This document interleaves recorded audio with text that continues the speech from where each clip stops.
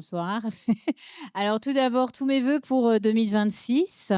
C'est la première, ce soir on est entre nous pour la première table ronde de l'année 2026. Et donc le thème, vous l'avez vu sur l'invitation, c'est l'intelligence artificielle, défis, usages et opportunités. Et on va se focaliser sur l'industrie hôtelière. Vous savez, c'est le fleuron de Ferrandi avec la gastronomie, donc on va étudier ça ensemble. Alors tout d'abord, je vais, expliquer un petit peu le déroulement. Donc, la conférence est enregistrée et filmée et projetée, retransmise en direct, auprès des campus de Bordeaux et de Rennes, donc, qu'on salue d'ailleurs. Bonsoir à tous. Donc, si vous avez vos portables, s'il vous plaît, mettez-les sur silencieux, parce que comme c'est enregistré, c'est quand même nettement mieux.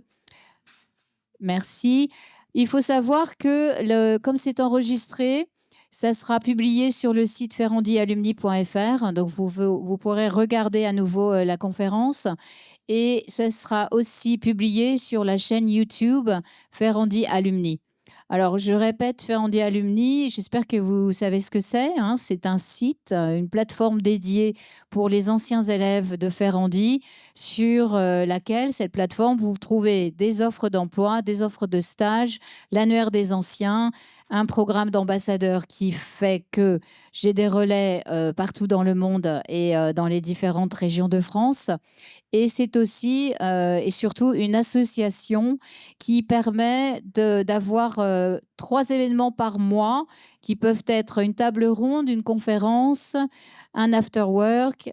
Et en plus de ces conférences et after work, on a un dîner chez Enferrandien. Donc tout ça, c'est des choses que vous pouvez suivre sur la plateforme et aussi sur les réseaux sociaux de Ferrandi Alumni, donc Instagram, Facebook et LinkedIn. Voilà, tout est dit pour. Alors, je suis Marie-Pascale Aragon, j'ai oublié de me présenter. Marie-Pascale Aragon, je suis arrivée chez Ferrandi il y a à peu près un peu plus d'un an et je suis la responsable du réseau des anciens élèves, mais aussi de l'événement qui est de tout ce qui est événementiel lié aux anciens élèves et aux réseaux sociaux, ainsi que l'association de Ferrandi Alumni. Voilà.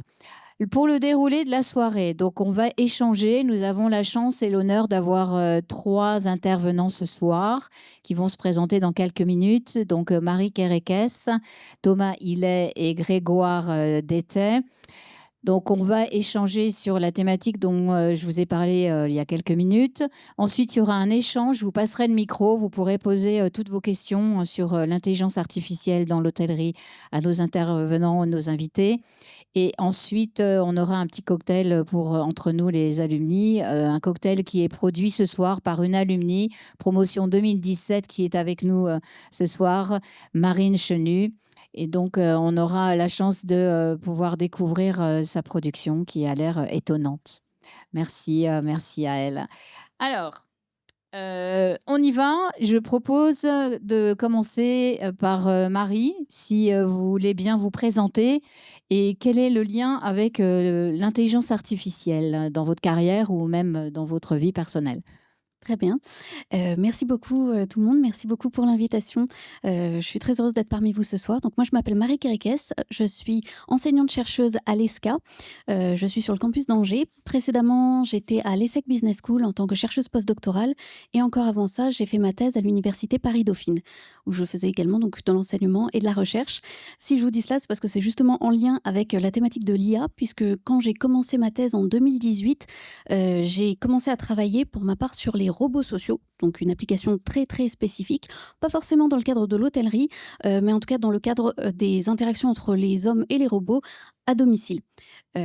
Voilà, donc j'ai commencé en 2018 à travailler là-dessus, j'ai continué, j'ai soutenu ma thèse en 2022, j'ai donc rejoint ensuite l'ESSEC en chercheuse postdoctorale où j'ai continué à travailler sur ces problématiques en élargissant un petit peu les applications, donc pas que les robots sociaux à domicile.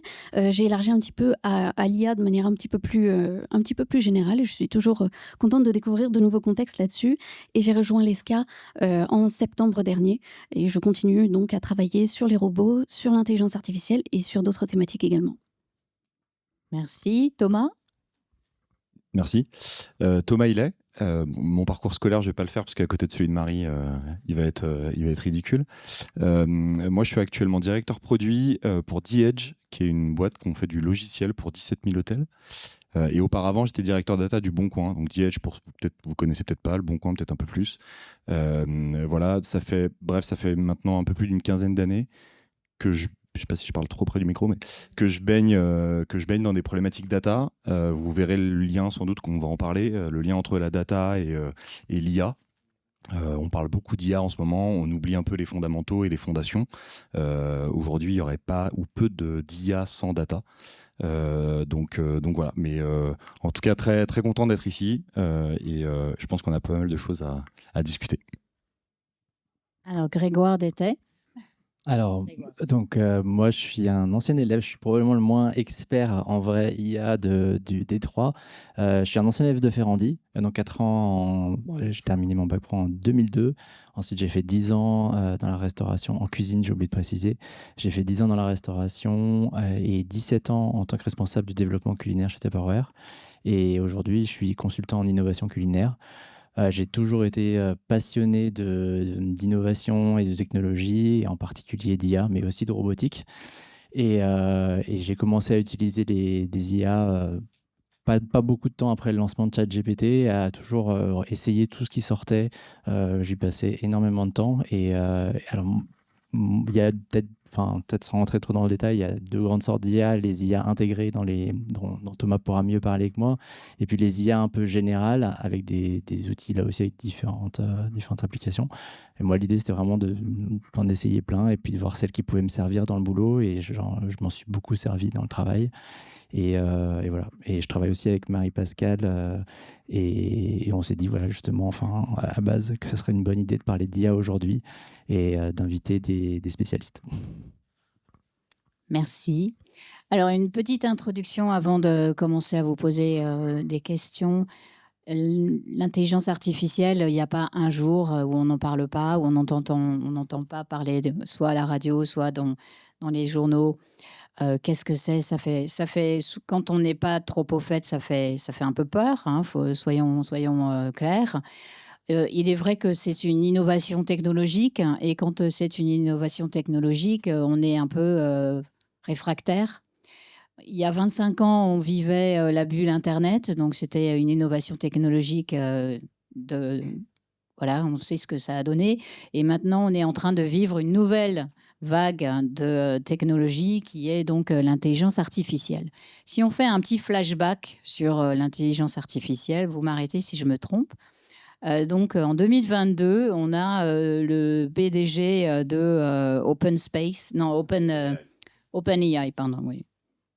Pas Open Space, OpenAI, qui lance ChatGPT. Et on est aujourd'hui, 4 ans après, à la 5e version de ChatGPT. Et selon les chiffres que je regardais ce week-end, on est plus d'1 milliard d'êtres humains à utiliser ChatGPT.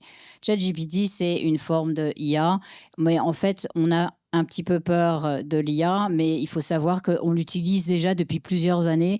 On ne s'en rendait pas compte et on n'en avait pas peur. Aujourd'hui, on est un petit peu, qu'est-ce que c'est? Qu'est-ce qui va se passer? On se pose des questions bien sûr philosophiques.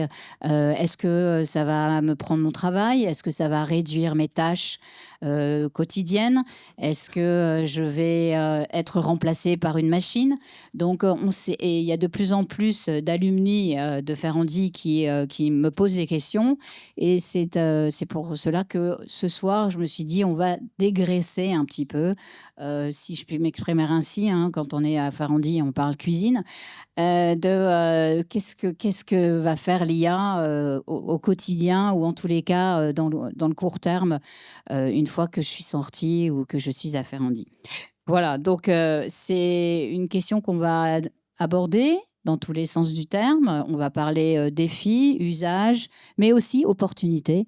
On va parler aussi des bons côtés de l'intelligence artificielle avec nos 3 invités. Donc, on y va? On est prêt? Alors, on va comprendre les enjeux de l'intelligence artificielle.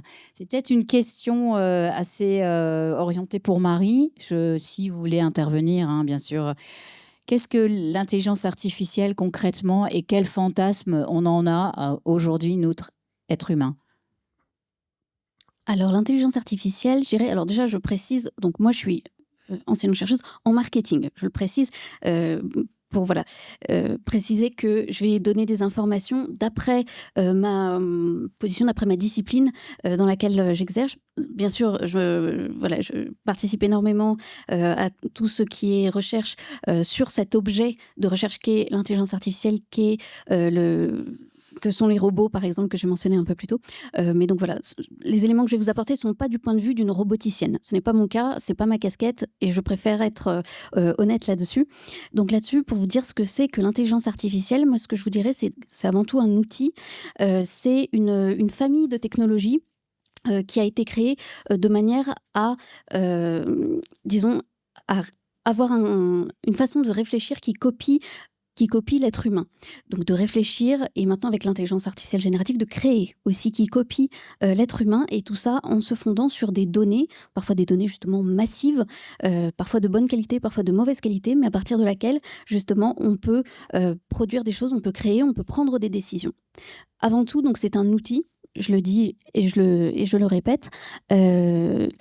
Là-dessus, effectivement, il peut y avoir quelques fantasmes, comme vous le mentionniez. Donc, par exemple, le fait de se dire que peut-être l'IA peut nous remplacer, nous, en tant qu'êtres humains. On n'y est pas encore. Je ne sais pas si on y sera un jour, honnêtement, mais on n'y est pas encore. Il faut plutôt la voir justement comme un outil, comme quelque chose qui nous aide, qui peut nous rendre plus performants peut-être, si on l'utilise bien, et surtout si on reste le maître de la situation, le maître ou la maîtresse de la situation. C'est-à-dire si on ne délègue pas tout à l'IA, si on garde les rênes. Quel autre fantasme on peut avoir aussi? L'idée que l'IA peut-être a une conscience ou disons une identité, comme nous, on peut avoir au fond de nous une conscience, un jugement moral, une façon individuelle de voir le monde. Ça reste un outil, ça reste une machine. Donc voilà, ça c'est le propre de l'humain, d'avoir justement un jugement moral, d'avoir une conscience. L'IA, par contre, peut très bien faire semblant, peut imiter ce que les humains font, donc là-dessus un peu méfiance. De même pour tout ce qui est l'empathie, l'IA peut feindre l'empathie, mais ça ne veut pas dire que l'IA a de l'empathie. Donc voilà, c'est principalement ce que je dirais sur ce qu'est l'IA et sur les fantasmes qu'il peut y avoir derrière. J'ajouterais aussi qu'il y a deux auteurs qui, en 2021, je me souviens que Wang et Rust, en marketing, avaient mentionné plusieurs catégories d'IA.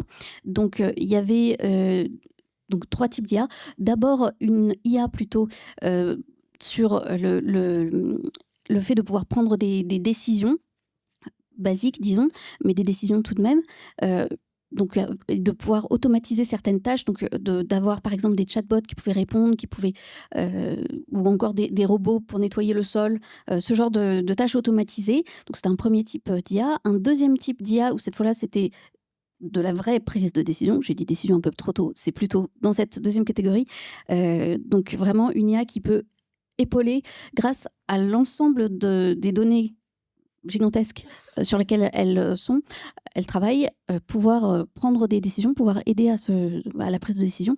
Et une troisième IA qui est plutôt une IA émotionnelle, on parle de Feeling AI, donc qui est une IA en mesure de comprendre les interactions, de comprendre les émotions et de se positionner par rapport à cela, peut-être de feindre d'autres émotions. Voilà, donc je tenais à mentionner cela. En tout cas, ce sont des éléments qui, je pense, sont importants pour la définition de l'IA.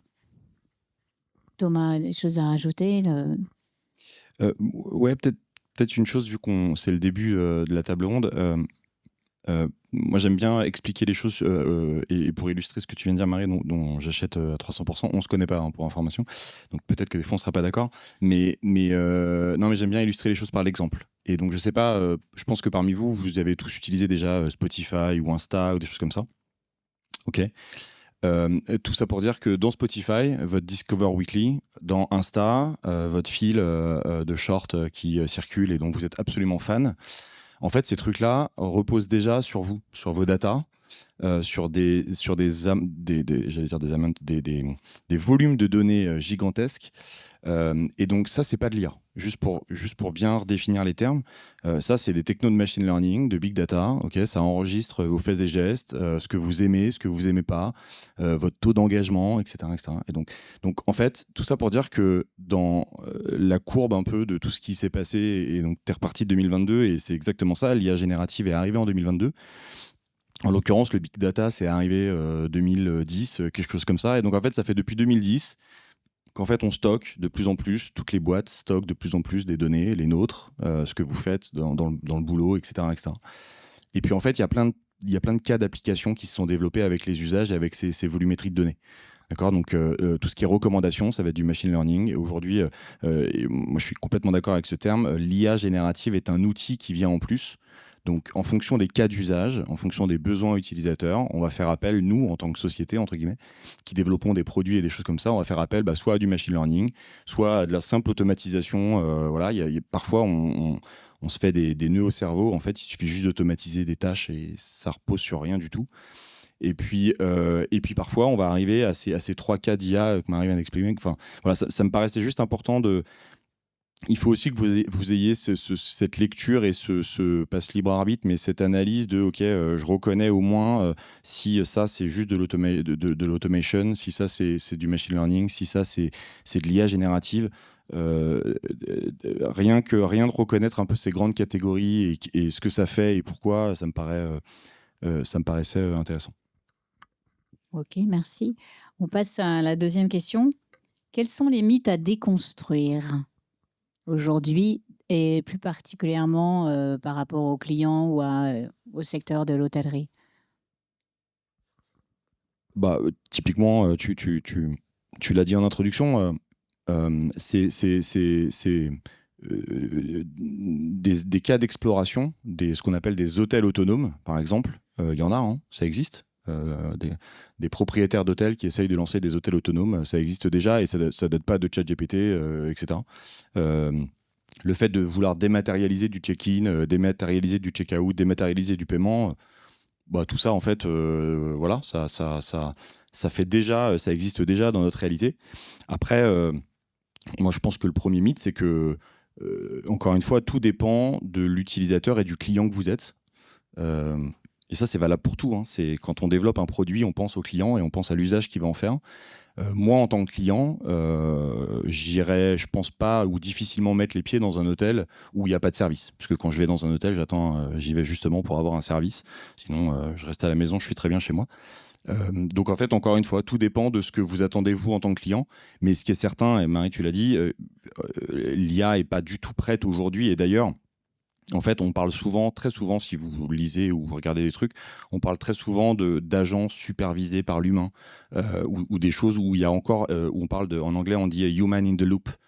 Parce que en fait, il y a besoin de cet arbitrage. Il y a besoin, dans plein de cas d'usage, il y a besoin d'avoir l'humain au milieu d'un truc qui décide, qui agit, etc. L'IA est un super outil qui vient s'ajouter pour accélérer des décisions, etc.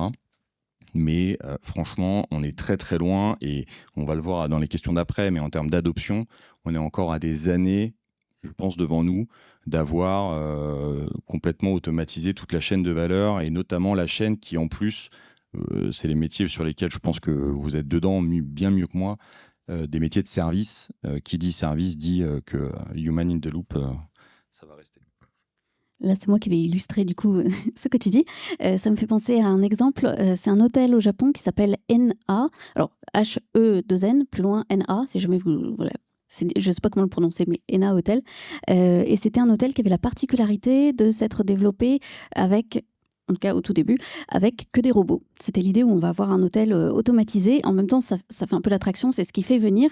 Mais il y a quelques années de ça, ils se sont rendus compte qu'il y avait quelques problèmes. Donc par exemple, le fait que des fois, c'est assez drôle dit comme ça, mais des fois par exemple, vous aviez des clients qui ronflaient. Voilà, c'est un hôtel, c'est normal. Et le robot pensait que c'était pour l'appeler lui, parce qu'il pensait que il était triggered, il était appelé par ça, parce que c'est comme si c'était un bruit-clé ou un mot-clé, parce que la technologie n'était pas encore assez au point. Donc, qu'est-ce qui s'est passé? Ils ont dû réduire leur nombre de robots et avoir recours maintenant, dorénavant, à la fois un personnel physique, humain, mais toujours quelques robots quand même, puisque c'était l'attraction de l'établissement. Donc, je te rejoins entièrement là-dessus, Thomas. Grégoire, tu veux ajouter quelque chose? Ouais, non, je suis complètement d'accord sur le fait que la supervision, tout à l'heure tu disais que l'IA remplacera pas l'humain. Alors, il faut peut-être quand même dire et admettre qu'il y a des métiers qui commencent à être remplacés. Ça, malheureusement, après, il y a des métiers qui sont remplacés comme toute grande évolution technologique, hein. Je veux dire, c'était pareil avec les moissonneuses-batteuses. Ça a remplacé les métiers. Après, il y a des nouveaux métiers qui ont été créés. Donc, il y a quand même des métiers qui sont amenés à réduire leurs effectifs. Mais en fait, il y a eu peut-être une adoption ultra rapide de l'IA un peu par l'appât du gain aussi, parce que c'était un effet waouh où beaucoup de gens pensaient qu'en fait on pouvait laisser le contrôle et que l'IA pouvait tout faire. Et on se rend compte effectivement avec des exemples que vous avez donnés que l'IA peut faire des erreurs. Et ça, c'est le plus important à garder en tête. Et l'IA, en fait, c'est même pas qu'elle peut faire des erreurs, c'est qu'elle en fait beaucoup. Et dans le cas des IA génératives, ce qui est super intéressant, c'est que l'IA s'exprime tellement bien qu'en fait, elle rend l'erreur extrêmement crédible. Et voilà. Mais en tout cas, ça, c'est vraiment à garder en tête que... Peut-être mais comme ça rendra le truc un peu vivant, mais juste pour rebondir sur le fait que l'IA remplace déjà certains métiers. Ce n'est que mon avis, évidemment, et j'ai pas la parole d'évangile, mais notamment dans ce secteur d'activité dans lequel vous êtes, et pour le coup, je suis aussi dans l'hôtellerie, c'est un peu le jeu du serpent qui se mord la queue. Ou l'œuf et de la poule. Ouais, comme ça, vous voyez la métaphore. Ce que je veux dire par là, c'est qu'on est dans un secteur où aujourd'hui, il manque 30% de collaborateurs. Je pense que vous le savez, voilà, c'est aussi pour ça que vous êtes formés à ça, mais pourquoi je dis que c'est le jeu de l'œuf et de la poule, c'est que dans ce 30%-là, en fait, pareil, vos besoins, vos envies ont évolué avec le temps. Il y a des années, c'était super d'avoir un taf et d'être veilleur de nuit, de prendre un shift de telle heure à telle heure et d'avoir une pénibilité qui était quand même assez dure, parce qu'il y a quand même un certain niveau de pénibilité dans ces métiers-là. En fait, aujourd'hui, pourquoi je dis que c'est de l'œuf et la poule, c'est qu'en fait, moi, je ne sais pas dire si c'est l'IA qui remplace des métiers qui sont vraiment pourvus ou si c'est aussi l'IA qui va permettre de faciliter des métiers qui, de toute façon, on a du mal à pourvoir. Et je pense que en termes de discernement, c'est aussi important, c'est que, en tout cas aujourd'hui, moi j'ai pas vu une IA, et d'ailleurs peut-être parlons d'agent IA, j'ai pas vu un agent IA faire 100% l'intégralité du travail de quelqu'un. Moi, ce que je vois, c'est des agents IA qui sont capables de faciliter et d'automatiser des tâches. Et généralement, les agents IA qui fonctionnent le mieux, c'est des agents qui automatisent des tâches qui sont chiantes. Vraiment chiantes. Je donne un exemple, sans parler d'IA, juste pour... il y a des années, dans l'hôtellerie, les hôteliers étaient obligés de gérer des plannings et donc des interfaces, des dizaines d'interfaces différentes pour aller mettre à jour leurs prix manuellement dans Booking, Expedia, etc., etc. Je ne sais pas si vous voyez ce que je veux dire par là, mais il n'y avait pas de ce qu'on appelait de channel manager.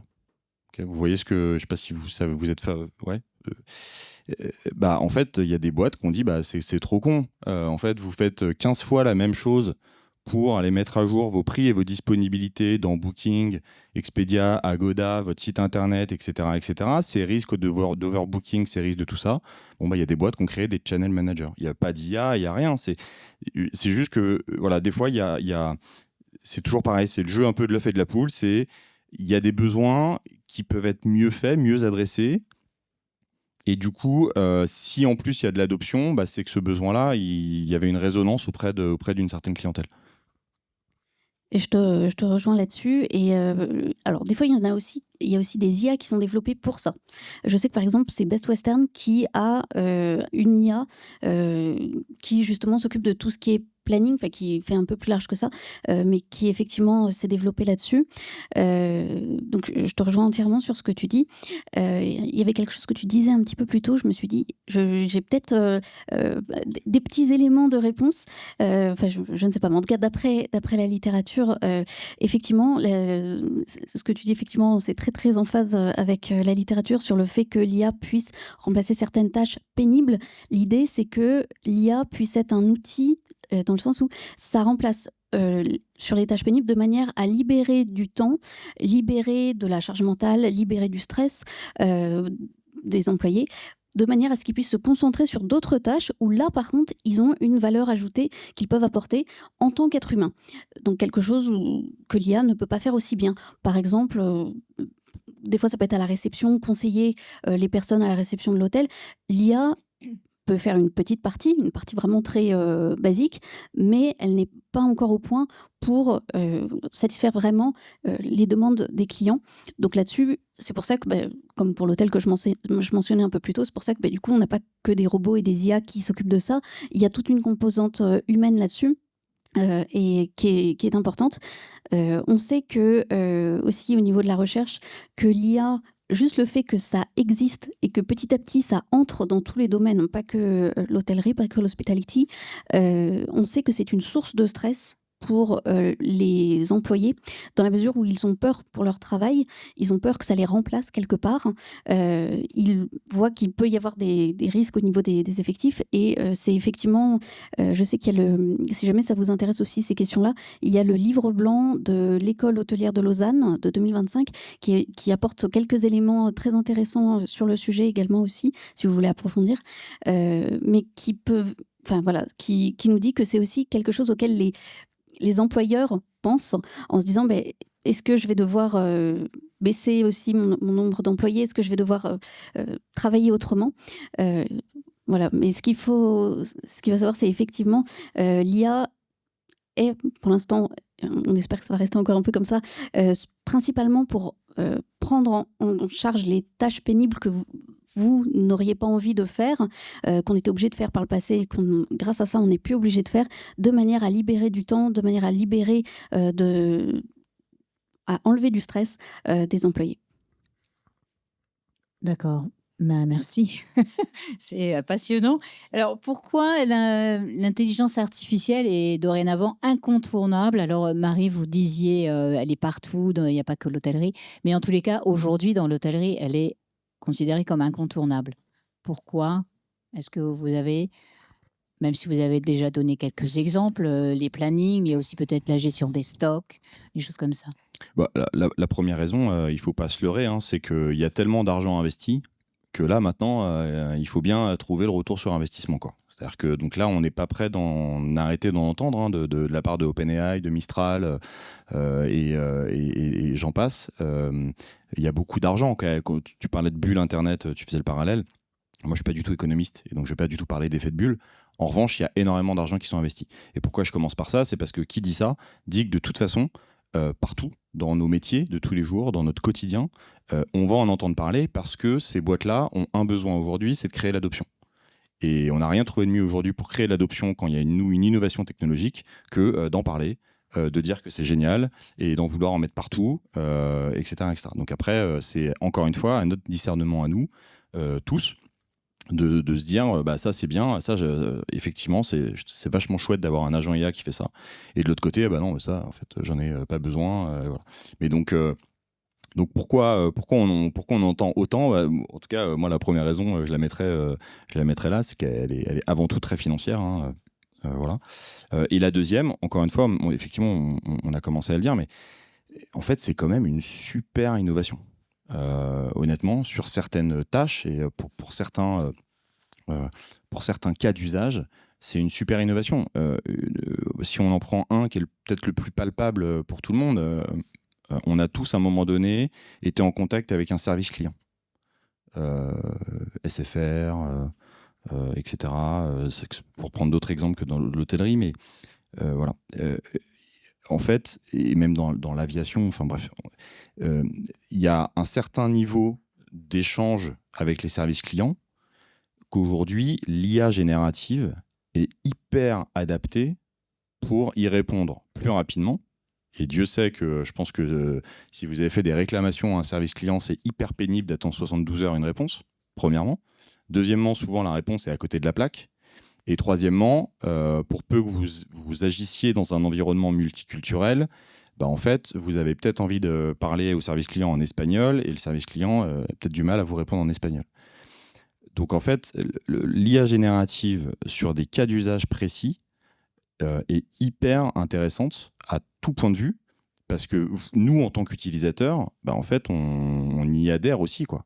Et par contre, encore une fois, ça ne veut pas dire que demain, il n'y aura plus du tout de service client, parce que va y avoir de l'humain là-dedans qui va devoir superviser, escalader, parfois intervenir dans des boucles qui ne se seront pas arrêtées à la première interaction, etc., etc. Mais par contre, répondre demain en l'espace de 35 minutes à un email en japonais parce que le client est japonais et qu'il a porté réclamation et qu'en plus, il faut tenir compte des us et coutumes japonaises, etc., etc., ça, franchement, en tout cas, moi, humain, je suis incapable de le faire et ça me générerait beaucoup plus de stress de devoir le faire que d'avoir un premier niveau via un agent. Effectivement, je te rejoins là-dessus, Thomas. C'est que, d'une part, il y a effectivement ce côté, mon concurrent fait ça. Maintenant, ma clientèle attend que je fasse ça aussi, attend que je sois tout aussi efficace, que je puisse être joignable 24 heures sur 24, 7 jours sur 7 dans toutes les langues, que je puisse satisfaire les clients. Donc, il y a vraiment cette idée de les autres le font, donc il va falloir que je le fasse pour être à jour, pour ne pas perdre mes clients, pour que ou pour attirer de nouveaux clients.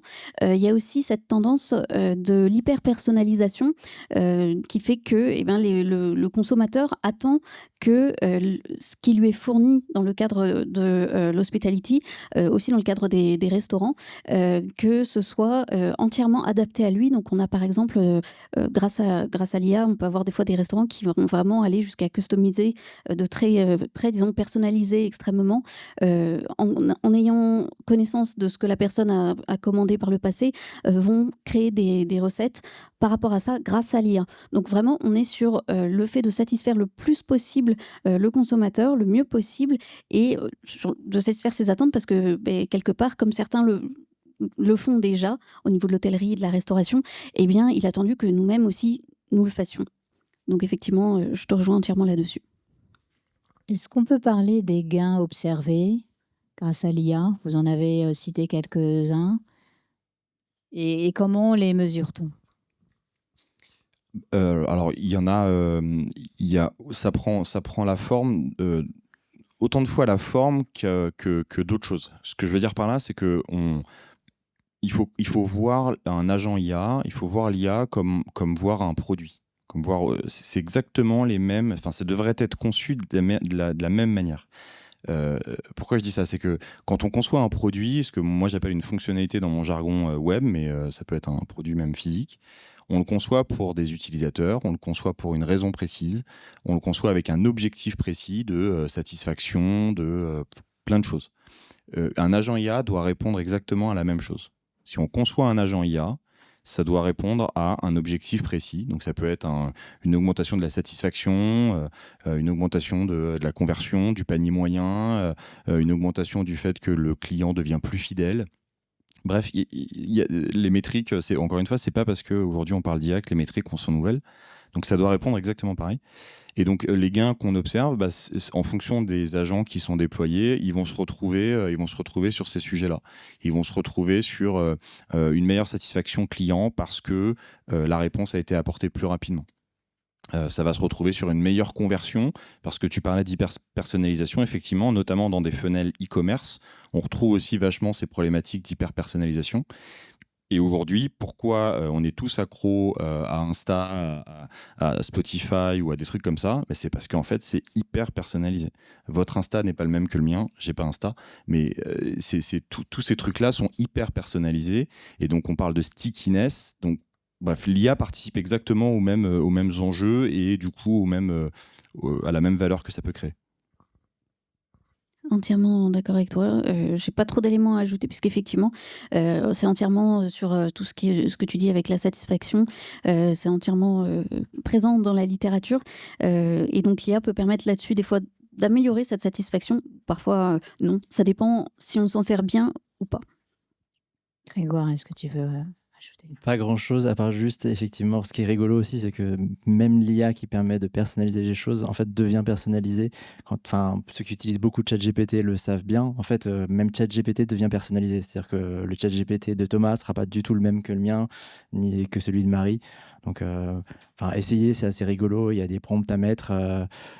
Fais une analyse psychologique basée sur tout ce que tu sais de moi. Et c'est un peu flippant. Après, même si vous avez désactivé certaines fonctionnalités, il y en a toujours des nouvelles qui s'activent par défaut en général. C'est assez flippant. Donc ça montre aussi qu'il faut faire attention quand on utilise des outils type Gemini, Claude ou ChatGPT, à pas donner des choses trop critiques. Mais en même temps, ça peut être bien parce qu'après, l'outil devient aussi plus performant. Quand il sait tout ce que vous faites, il se base sur tout ce que vous faites et il va donner des réponses en fonction. Mais c'est marrant d'arriver au point où même l'IA devient personnalisée. Alors, où en est la France par rapport au reste du monde? On parle de l'hôtellerie, donc l'hôtellerie, c'est mondial. On est dans une école qui s'exporte. Nos Ferrandiens vont partout dans le monde. Où on en est, nous, en France? Alors, j'ai quelques chiffres là-dessus. Alors, il faut savoir que c'est quelque chose qui évolue très vite. Donc, les chiffres ont beau être de 2024, on est sur quelque chose qui va tellement vite qu'ils sont peut-être probablement déjà plus à jour, tellement que ça change tous les jours, toutes les heures. Mais en tout cas, sur les chiffres de 2024, on était au niveau de l'Union européenne sur une utilisation, on va dire plutôt dans ce temps-là, 13,5% des entreprises de l'Union européenne de plus de 10, qui avaient plus de 10 employés utilisaient l'intelligence artificielle, du moins le déclaraient. Parmi celles-ci, donc il faut savoir que on est sur les plus de 10, mais il y a une grosse différence selon le secteur d'activité. D'une part, entre secteurs d'activité, l'utilisation de l'IA varie, et aussi sur le nombre d'employés. Donc, si vous aviez des entreprises de plus de 250 employés, celles-ci utilisaient davantage l'IA. Donc voilà, il faut savoir, donc l'Union européenne, on était à 13,5% d'utilisation d'IA, d'entreprises qui utilisaient l'IA. La France était assez mal classée. J'en parle au passé parce que ça a peut-être bougé entre-temps, c'était en 2024. La France était classée 17e, juste après la Slovaquie. Et elle avait un taux d'environ 10%. Pour de vrai, la Slovaquie était 16e. Et en premier, on avait le Danemark. Il me semble que c'était 27%. Ce sont des chiffres qui viennent de la Commission européenne. En parallèle de ça, donc ça, on est vraiment sur les entreprises. Ah oui, un dernier petit chiffre issu de ce même rapport. Seul, donc au niveau de l'Union européenne, et aussi, de mémoire aussi au niveau de la France, mais bon, il y avait moins de 5% d'entreprises du domaine hôtelier qui utilisaient l'intelligence artificielle. Voilà. En parallèle de ça, on a eu un rapport qui a été fait par une entité de Microsoft en 2025 et qui nous disait que cette fois-là, on étudiait vraiment l'IA et les utilisateurs, tout le monde, pas que les entreprises, ça peut être les gens, vous, moi, tout le monde. On était cette fois-là sur la France qui était dans le top 5 des personnes qui utilisent l'IA. Donc, voilà, ce sont des résultats un petit peu surprenants, ou alors ça a beaucoup évolué en un an, ce qui est aussi possible. Mais voilà, on a des chiffres des fois un peu contradictoires, une évolution extrêmement rapide de la situation, et un secteur hôtelier, si on se fie aux chiffres de 2024, qui n'utilise pas encore vraiment l'IA, puisqu'on est, comme je vous disais, à moins de 5% d'après les chiffres de 2024. Thomas, Ouais, non, peut-être juste une blague, parce que comme ça vous avez compris, j'aime bien faire des blagues. Mais non, mais ce qui est certain, on est très bon en France, sincèrement, et techniquement parlant, d'un point de vue technologique aussi, il y a des très bonnes idées, il y a des très bonnes formations sur tous les niveaux. Donc on n'a pas du tout ni à rougir ni à pâlir. Par contre, ce qui est sûr, c'est que on a une mauvaise habitude. C'est qu'on a tendance à réguler. On réfléchit, on régule, puis une fois qu'on a tout régulé, là on agit. Alors qu'aux États-Unis, eux, ils agissent, ils test and learn, ils crachent tout, puis ensuite ils régulent 10 ans après. Et donc ça, c'est une différence qui est énormissime. puisque nous, avant d'aller foncer sur l'IA et tout, on se pose la question de est-ce qu'on respecte les droits de la GDPR, est-ce que ça respecte les droits de la e-privacy, est-ce que ça respecte les droits du Data AI Act, etc., etc. Et puis en plus, on se demande si on doit appliquer la loi française ou la régulation de l'Union européenne. Donc, en fait, à la question de où est-ce qu'on en est de l'adoption, en fait, on est très bien. Enfin, en plus, on a la chance d'avoir une boîte comme Mistral, et Dieu sait que j'ai rien à voir avec eux, mais donc je fais pas leur pub, mais on a vraiment des très très bons chercheurs en plus dans ce domaine-là. On a des très très bons éléments. Donc on est bien sur ce sujet-là, vraiment. Ce qui est certain, par contre, c'est qu'on est, mais comme dans différents sujets, on va pas parler politique ce soir, mais dans différents sujets, il y a cette habitude de devoir et vouloir réguler absolument tout. Et c'est parfois, ça ralentit ou à minima, c'est pas mal pénible. Merci. On va aborder les défis et les résistances. Qu'est-ce qui fait aujourd'hui, alors on disait on a peur, etc., mais qu'est-ce que vous sentez au niveau du client, au niveau de l'hôtelier par rapport à l'IA? Alors, moi, en numéro 1, je mettrais en fait un petit peu ce qu'on est, alors j'espère en tout cas, en train de faire ce soir. Le premier défi, c'est l'évangélisation, c'est la compréhension de ce que c'est et de ce que ça fait, etc. En fait, ça va à une vitesse qui est tellement... On en parlait pour le coup avec Marie juste avant.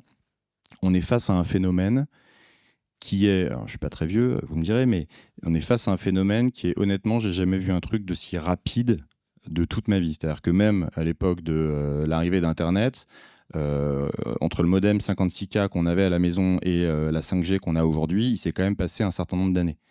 Là, on est face à un truc où tous les jours, il y a un nouveau modèle, il y a un nouveau truc, c'est truc tendance du moment, etc. Et donc, en fait, le premier défi, c'est déjà de réussir à suivre ce qui se passe, de continuer à avoir un discernement. Pour ça, il faut comprendre.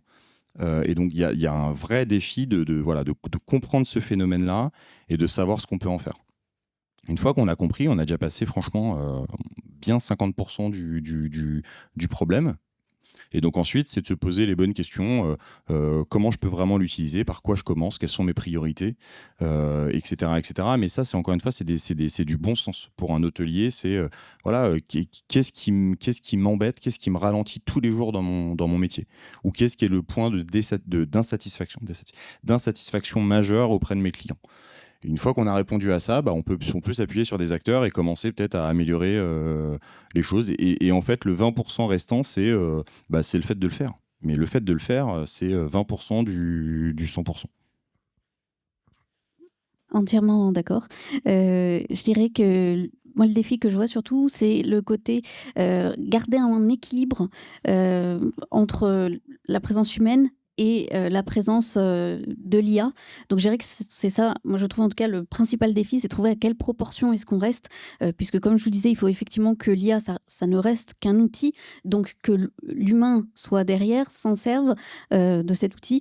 Mais voilà, il y a une sorte de rapport de force qui se définit et qui est à prendre avec des pincettes, moi je trouve en tout cas, et qui, il me semble, c'est le principal défi qu'on peut noter.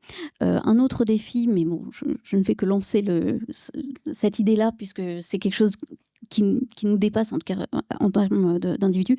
L'IA, c'est quelque chose d'extrêmement coûteux d'un point de vue environnemental. Donc c'est un autre défi qui dépasse bien entendu tout ce qui est l'hôtellerie, c'est-à-dire que ça consomme énormément de ressources. Donc c'est un autre défi qui dépasse l'hospitality et qui est quand même un défi très important de l'IA pour les années à venir. Voilà, je dirais que ce sont principalement les deux défis majeurs que je vois. Moi, plutôt du point de vue utilisateur, je pense que ce que je vois autour de moi, dans les collègues ou dans les amis, entre ceux qui sont moins utilisateurs et plus utilisateurs, comme tu disais très justement Thomas, il y a des nouvelles solutions tout le temps. Et en fait, le plus gros frein pour moi, c'est le temps qu'il faut pour explorer en fait. Et parce qu'en fait il y a tellement d'outils différents mais après c'est un temps moi j'ai pris beaucoup de temps à passer à explorer les différentes choses, mais je trouve que c'est un temps qui est vite rentabilisé et il y a tellement d'outils différents qu'il faut prendre un peu de temps, regarder, se poser la question de voilà, quelles sont les choses qui moi sont pas un problème, mais une pénibilité ou quelque chose qui est compliqué à gérer. Et puis, en fait, il ne faut pas hésiter à demander à l'IA, tout simplement, parce que maintenant, en plus, les IA, avant, il y avait une période où les IA étaient figées sur les données. Maintenant, les IA, elles vont chercher sur Internet. Donc, en fait, il ne faut pas hésiter, des fois, juste à poser la question quand on veut commencer et se dire, moi, je fais telle chose, comment je pourrais faire ou qu'est-ce que je pourrais, enfin, quel outil existe pour m'aider à le faire plus efficacement. Mais en tout cas, personnellement, moi, vraiment, je pense que tout le temps qu'on peut passer pour explorer, même si ça paraît énorme et quand on n'est pas dans le truc, on se dit waouh, j'ai pas ce temps, ça se rentabilise assez vite. Donc on a parlé usage, défi, maintenant on va parler opportunité, perspective. Donc quelles sont les prochaines révolutions que vous voyez? Alors je sais, comme on le répète, hein, ça va tellement vite, mais qu'est-ce que vous voyez comme révolution et surtout orienter le secteur qui nous intéresse, l'hôtellerie, par rapport à l'IA? Alors, révolution, on verra parce que c'est connoté. Ce qui est sûr, c'est que, en tout cas, il y a une révolution qui s'opère déjà, une transformation qui s'opère déjà. C'est justement ce qu'on appelle l'agentique, et donc c'est cette arrivée massive d'agents. Alors là encore, c'est pareil, il faut avoir son propre discernement et faites-vous le vôtre. De ce que vous appelez et de ce que vous avez envie de retenir comme définition de ce qu'on appelle un agent. C'est pas provocateur ce que je veux dire, c'est vrai, c'est que aujourd'hui on appelle tout un peu un agent, quoi. Mais disons que, en tout cas pour ce soir, disons qu'un agent c'est quelque chose qui va faire une mission pour laquelle il est mandaté et missionné. Bon, ce truc-là va arriver, quoi. Et il va y en avoir de plus en plus, et c'est déjà le cas. Alors, ce qu'on voit dans les métiers qui nous intéressent pour le faire, c'est que, et d'ailleurs, ça a toujours été un peu le cas, ils arrivent en premier sur justement tout ce qui va être client-facing, donc la relation client, et donc la partie marketing, etc., etc. Ils arrivent beaucoup là-dessus sur tout ce qui va être attrait à la relation client. Donc, mon client a un problème, il m'envoie un email. Cet email-là, potentiellement, il peut être analysé, il peut être priorisé par un agent, il peut être pré-mâché, il peut y avoir une réponse qui peut être pré-proposée par un agent, puis relue par le réceptionniste ou que sais-je. Donc tout ça, c'est déjà là, hein, c'est déjà présent. Ça va être des premiers cas d'usage. Et de plus en plus, sans doute, il va y avoir l'arrivée d'agents pour justement ce dont on parlait tout à l'heure, à savoir le quotidien de l'hôtelier. Alors sans faire tous les métiers, de revenu management, etc., etc. Et là encore, je reviens sur le premier point, ça ne sera pas que de l'IA générative. Le revenu manager que vous connaissez, sans doute même mieux que moi, le revenu manager d'un hôtel, il n'a pas attendu 2022 que OpenAI se crée pour avoir son yield management qui est un poil automatisé quand même, hein, aujourd'hui. Donc là, c'est pareil, c'est d'autres boîtes à outils, machine learning ou autre, mais donc tout ça, ça va continuer. Le revenu manager, il aura sans doute d'autres choses. Le marketing manager, il aura un agent qui va l'aider. Celui qui va configurer, honnêtement, créer les personnes dans les hôtels qui créent aujourd'hui des promotions, des rates, des rooms, enfin toutes ces entités-là dans un hôtel. Bon, il va sans doute être un peu épaulé, quoi. Mapper, je sais pas si ça vous parle ce que je suis en train de dire, mais ce qu'on appelle faire du mapping entre le PMS et les autres outils pour de la room et du rate, c'est pas très très très intéressant. Donc tout ça va sans doute arriver d'un point de vue automatisation. Oui, en termes d'opportunités, ça va un peu sembler être une redite, mais tout ce qui est hyper-personnalisation, il me semble que ça va continuer à se développer, puisque quelque part, ce sont les attentes du consommateur là-dessus. Donc, je pense qu'on peut s'attendre à encore plus à un renforcement de cette tendance, disons. Effectivement, donc cela, et puis le fait que petit à petit, ça va continuer à s'occuper des tâches pénibles qu'on aura déléguées à l'IA, que du coup, voilà, ça va être avec encore plus de tâches, disons, entre guillemets, bêtes et automatisables qui pourront être données à l'IA, et on peut espérer un équilibre qui fera que les employés humains s'occuperont plutôt d'éléments sur lesquels ils pourront apporter une valeur, c'est-à-dire quelque chose que l'IA ne pourra pas créer. Donc pour l'instant encore, le côté empathique, le côté communication. Donc je pense que c'est surtout cela en termes de développement à venir, ce à quoi on peut s'attendre. Donc facilitateur, c'est donc le mot qu'on peut donner à l'IA aujourd'hui et surtout dans l'hôtellerie. Vous disiez personnalisation maximale et aussi pénibilité réduite.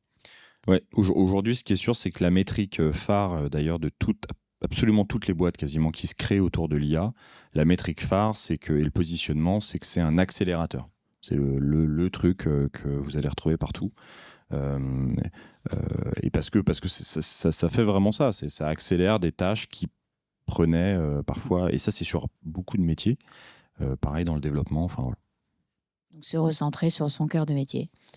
Dans l'idée, c'est exactement ce que tu disais, je crois, Marie, tout à l'heure. C'est exactement ça. Cette promesse, la promesse, elle est là. Alors, encore une fois, évidemment qu'il y aura, comme dans toute innovation technologique, comme on va pas remonter à la révolution industrielle, mais il y aura forcément effectivement des extrêmes où en fait ça ira jusqu'à remplacer.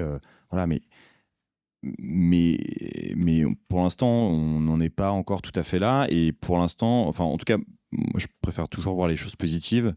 Et le truc positif, c'est que je trouve que ça, aujourd'hui, ça permet d'automatiser des tâches qui sont à faible valeur ajoutée. Et que c'est accélérateur vis-à-vis de ça, et que du coup ça permet de se recentrer et d'avoir plus de temps sur des choses qui sont à beaucoup plus grande valeur ajoutée ou qui devraient être à beaucoup plus grande valeur ajoutée.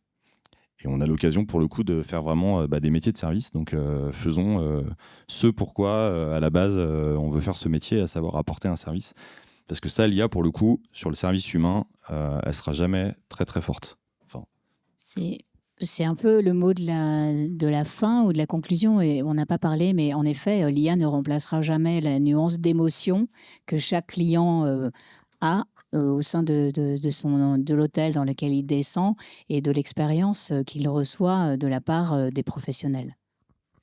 bah non, exactement. Encore une fois, comme ça la boucle est bouclée. L'IA aujourd'hui, elle s'appuie sur de la data. Et la data qu'elle n'a pas, c'est ce que tu viens de dire, c'est de la data captée en temps réel, de satisfaction, d'insatisfaction, d'émotion, quand je suis à table, je suis content de mon séjour à cet hôtel-là, à ce temps précis. Ça, en fait, ça captera jamais cette donnée-là, quoi. Donc, si elle ne le capte pas, en fait, il n'y aura pas de cas d'usage. Et l'humain sera là, enfin, normalement, il aura plus de temps pour être là, à côté de notre table ou à côté de là où on est à l'hôtel. Je pense que dans le cadre de l'accueil, de l'échange entre le professionnel et les clients, là où l'humain est encore 1000 fois plus fort que l'IA, c'est la gestion de l'incertitude. C'est-à-dire que l'IA, effectivement, entraînée sur des choses, peut faire donner des résultats incroyables, mais voilà. La réaction, utiliser le cerveau parce que telle ou telle personne va faire quelque chose qui sort un peu des clous et que vous avez la bonne réaction en tant que professionnel, ça, c'est typiquement l'exemple de choses qui fonctionnera pas avec une IA. Effectivement, ça me rappelle la boucle est bouclée comme ça au tout début quand je vous parlais de 3 types d'IA différentes et que je vous parlais de l'IA émotionnelle, Feeling AI. On est justement sur des perspectives, donc ça continue à se développer, mais sur des perspectives à venir peut-être d'une IA plus en mesure de comprendre les émotions et plus en mesure de s'exprimer avec des émotions, mais des émotions qui ne sont logiquement pas les siennes, qui sont des émotions feintes, donc prudence là-dessus. Mais ça rejoint cet aspect-là, le fait que au moins ce fait de pouvoir ressentir, nous, pour notre part, et échanger là-dessus, échanger des émotions, échanger avec une interaction qui est tout à fait humaine, ça, l'IA ne pourra logiquement jamais le copier du fait même si elle devient plus à niveau, ce sera qu'une imitation. Donc déjà, rien que là-dessus, l'humain, du coup, reste au centre de tout. Merci. Alors, on pourrait débattre pendant des heures. Il y a tellement de choses à dire. Comme vous disiez, en plus, ça va très vite. Donc, même là, quand on parle, il y a des choses qui ont changé. Donc, je voulais vous remercier tous les trois pour être venus ce soir, nous avoir éclairé sur l'IA, les défis, les usages et les opportunités. Donc, merci. Merci. Et Cette conférence n'est que le début d'une longue série sur l'IA. On a décidé d'aider et d'éclaircir et d'éclairer nos élèves et nos alumni sur cette innovation. Merci encore. Merci à l'audience. Merci à Rennes et Bordeaux.